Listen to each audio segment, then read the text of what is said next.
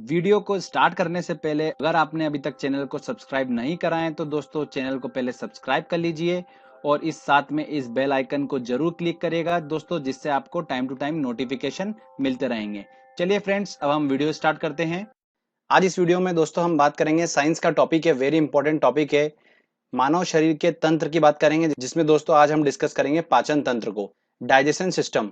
ये very important topic है science का और काफी लोगों ने रिक्वेस्ट करा था, तो फाइनली आज हम इस टॉपिक पर डिस्कस करेंगे। फ्रेंड्स, साथ में एक very important question answer set भी लगाएंगे जो प्रीवियसली इस टॉपिक से क्वेश्चंस पूछे गए हैं।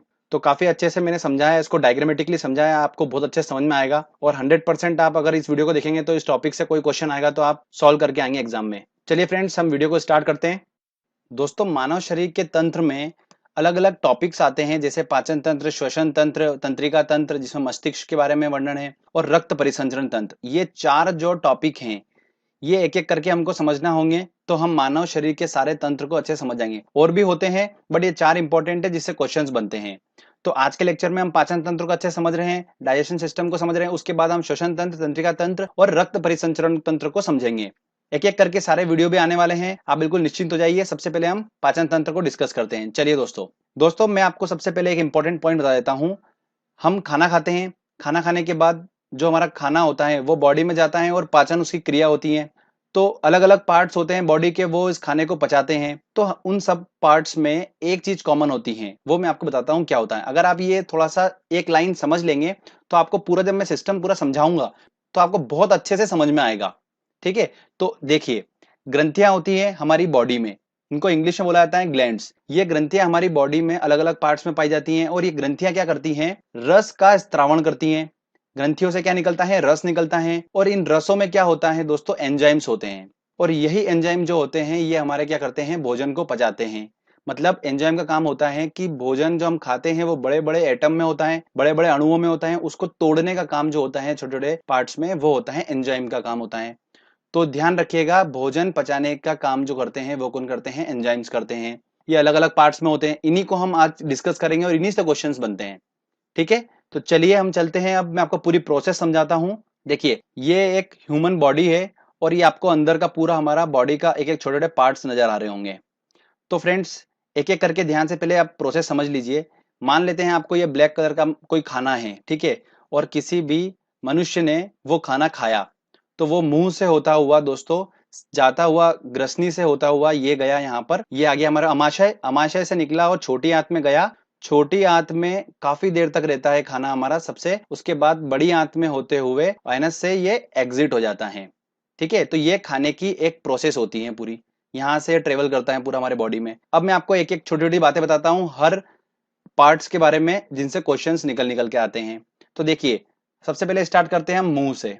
दोस्तों, हमारे मुंह में जो लार होती है उसके अंदर एक एंजाइम पाया जाता है, टाइलिन नामक एंजाइम। कौन सा, टाइलिन। ये टाइलिन नामक एंजाइम जो होता है ये क्या कर देता है, खाने के साथ अच्छा घुल जाता है और स्टार्च का पाचन करता है। किसका करता है पाचन, स्टार्च का पाचन करता है, मतलब माल्ट को माल्टोज में कन्वर्ट कर देता है। तो ये डायरेक्टली क्वेश्चंस पूछते हैं एग्जाम में कि लार में कौन सा एंजाइम होता है, तो टाइलिन होता है। तो सबसे पहले स्टार्टिंग की प्रोसेस है, आप ध्यान समझना एक एक करके। उसके बाद जब खाना यहाँ से मुख से होते हुए, ग्रसनी से होते हुए कहाँ जाता है, फिर अमाशय में आता है। कहां पर आता है दोस्तों, अमाशय, स्टमक में आता है। अमाशय में आ जाता है, उसकी प्रोसेस आप समझिए कि यहाँ पर क्या होता है। अमाशय में दोस्तों ध्यान रखिएगा, जो खाने में प्रोटीन होता है उस प्रोटीन का पाचन जो होता है वो कहाँ होता है, अमाशय में होता है, मतलब स्टोमक में होता है। तो देखिए, ध्यान से सुनिएगा, इसकी दीवारों पर गैस्ट्रिक ग्रंथियां होती हैं। कौन सी होती हैं, गैस्ट्रिक ग्लैंड्स होती हैं। इसको हिंदी में बोला जाता है जठर ग्रंथि। इससे कौन सा रस निकलता है, गैस्ट्रिक रस निकलता है। मैंने आपको बताया था ग्रंथियां जो होती हैं वो रस निकालती हैं और रसों में क्या होता है, एंजाइम होता है और वही खानों का पाचन करता है। ठीक है, तो गैस्ट्रिक ग्रंथि जो है उससे गैस्ट्रिक रस निकला और इस गैस्ट्रिक रस में क्या क्या होता है दोस्तों, HCl होता है, हाइड्रोक्लोरिक अम्ल होता है, पेप्सिन एंजाइम होता है और रेनिन एंजाइम होता है। तो दो एंजाइम इसके अंदर होते हैं, पेप्सिन और रेनिन। समझ में आया आपको। अब ये पेप्सिन नामक जो एंजाइम होता है इसका बहुत इंपॉर्टेंट रोल रहता है, क्योंकि ये क्या करता है, प्रोटीन को पेप्टॉन्स में कन्वर्ट कर देता है। किस में कन्वर्ट कर देता है, पेप्टॉन्स में कन्वर्ट कर देता है पेप्सिन नामक एंजाइम। ठीक है, और ये पेप्टॉन्स और कुछ प्रोटीन जो होते हैं फिर ये अमाशय से आगे निकलते हैं। ठीक है, अमाशय से एग्जिट होते हैं और किधर जाते हैं, देखिए दोस्तों, ये आपको ऑरेंज कलर का पार्ट दिख रहा है, ये है छोटी आंत, इसको बोला जाता है स्मॉल इंटेस्टाइन। अमाशय से छोटी आंत में जब खाना जाता है ऑलमोस्ट अमाशय में यहाँ पर खाना जो होता है उसका पाचन हो जाता है, उसके बाद ये जो जाता है छोटी आंत में, इससे पहले यहाँ पर आकर कुछ रस इससे मिलते हैं, जूस इससे मिलता है। कहाँ पर मिलता है? बिल्कुल छोटी आंत के पॉइंट पर। तो मैं आपको बताता हूँ कौन सा दो अलग अलग टाइप के जूस होते हैं वो। देखिए, ये आपको दिख रहा है, ये पोर्शन होता है लीवर का, इसको बोला जाता है यकृत। यकृत में दोस्तों क्या होता है, ध्यान रखिएगा, अलग अलग टाइप की कोशिकाएं होती हैं, और ये कोशिकाएं जो होती हैं ये स्त्रावित करती हैं पित्त रस। कौन सा? पित्त रस, जिसे बोला जाता है इंग्लिश में बॉइल। बॉइल जूस स्त्रावित करती हैं। ध्यान रखिएगा, ये बॉइल जूस जो होता है ये पित्राशय में होता है। कहां पर होता है स्टोर? पित्राशय एक थैली नुमा संरचना आपको दिख रही होगी यकृत के अंदर, लीवर के अंदर, तो वहां पर स्टोर रहता है।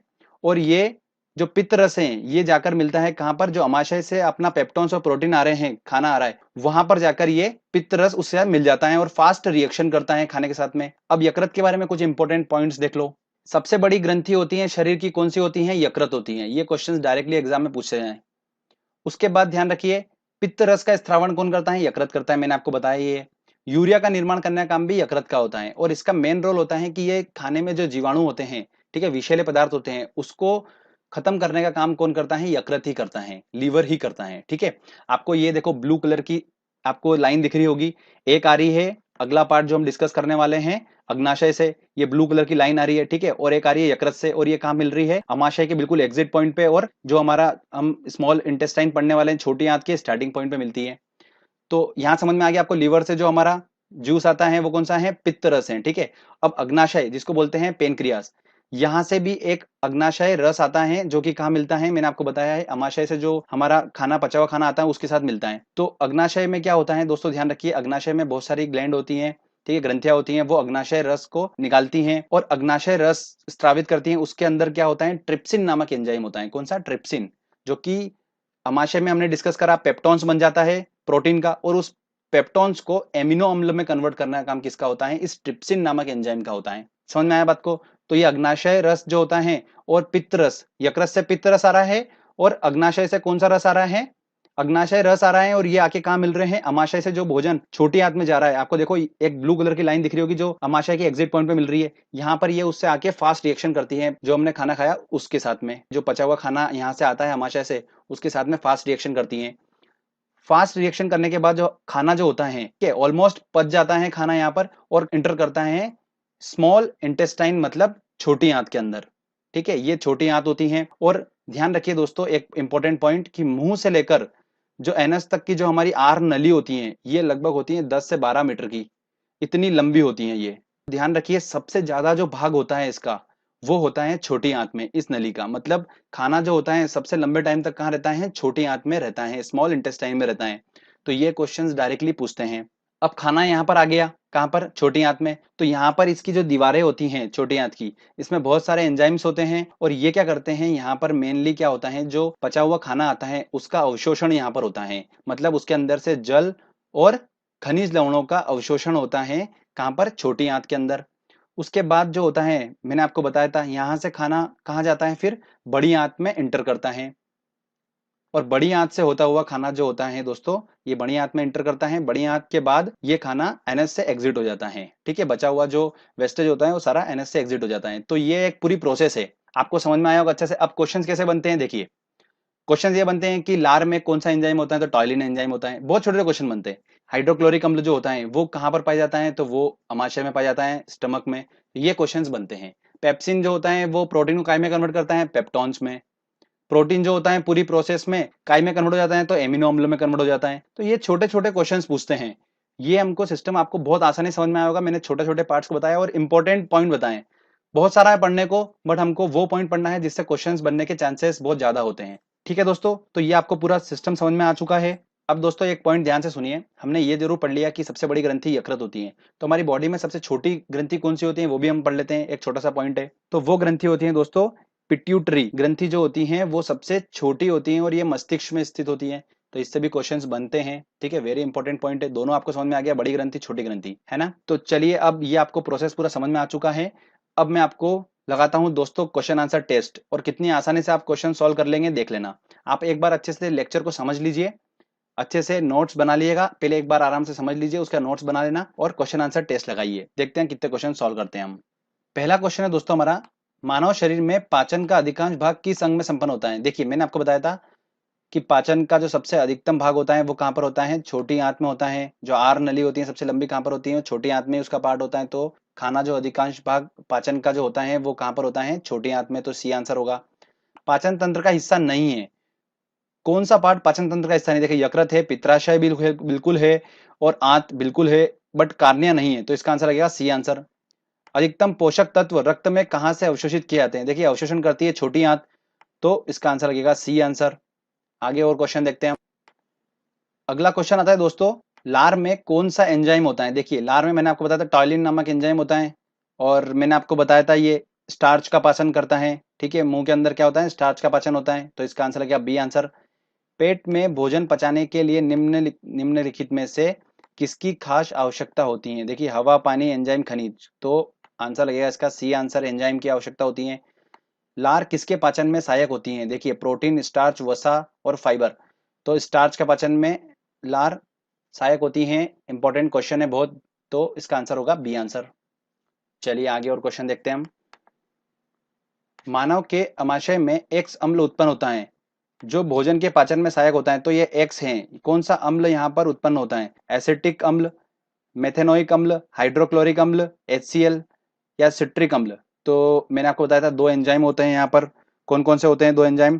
पेप्सिन और रेनिन, प्लस साथ में HCl भी होता है। गैस्ट्रिक रस से निकलता है ये। तो गैस्ट्रिक रस में होता है ये। तो इसका आंसर क्या लगेगा? C answer, HCl। अगला क्वेश्चन है, पचे हुए भोजन में विषैले पदार्थ कौन सा अंग चूषण करता है? तो वो करता है यकृत। मैंने आपको बताया जीवाणुओं का खत्म करता है। किसका काम होता है? यकृत का। अगला क्वेश्चन है, पेप्सिन एक है। पेप्सिन एक क्या है? हार्मोन, विटामिन, खनिज या एंजाइम? तो एंजाइम है। इसका आंसर लगेगा डी आंसर। चलिए आगे और क्वेश्चन देखते हैं। पाचन क्रिया में प्रोटीन निम्नलिखित में से किस पदार्थ में बदल जाते हैं? तो प्रोटीन काय में चेंज हो जाता है, वसा, ग्लूकोज, शर्करा, एमिनो अम्ल। तो एमिनो अम्ल में चेंज हो जाता है। वेरी इंपॉर्टेंट क्वेश्चन है दोस्तों, ध्यान रखिएगा। पित्त निम्न में से किसके द्वारा पैदा किया जाता है? देखिए पित्त जो होता है वो यकृत की कोशिकाओं से स्रावित होता है। तो इसका आंसर क्या लगेगा? ए आंसर लगेगा इसका। और ये स्टोर्ड होता है पित्ताशय में। अगला क्वेश्चन है, पित्त जो होता है वो कहाँ जमा होता है? देखिए वही क्वेश्चन आ गया। पित्त जो जमा होता है वो कहाँ पे? पित्ताशय में जमा होता है, गल ब्लेडर में जमा होता है। तो इसका आंसर लगेगा ए आंसर। ठीक है फ्रेंड्स, तो इस तरीके के ये मैंने आपको क्वेश्चंस कराए हैं। काफी क्वेश्चंस और हैं और पूछे जाते हैं, बहुत सारे क्वेश्चन है। पर आपका ये जो टॉपिक मैंने आपको समझाया है इससे आउट क्वेश्चन नहीं जाएगा। अगर पाचन तंत्र से क्वेश्चन आता है तो ऑलमोस्ट हमने बहुत अच्छा टॉपिक कवर करा है। प्रैक्टिस करिए दोस्तों, टेस्ट लगाइए, मेहनत करिए, सफलता जरूर मिलेगी। अगर आपको ये वीडियो अच्छा लगा है तो जल्दी से इस वीडियो को लाइक करिए, दोस्तों के साथ शेयर करिए और कमेंट करके बताइए आपको वीडियो कैसा लगा। अगर आपने अभी तक चैनल को सब्सक्राइब नहीं करा है तो जल्दी से प्लीज चैनल को सब्सक्राइब कर लीजिए, क्योंकि इस तरीके के अच्छे अच्छे वीडियो मैं आपके लिए लेकर आता रहूंगा। मिलते हैं दोस्तों अगले लेक्चर में, तब तक के लिए जय हिंद, जय भारत।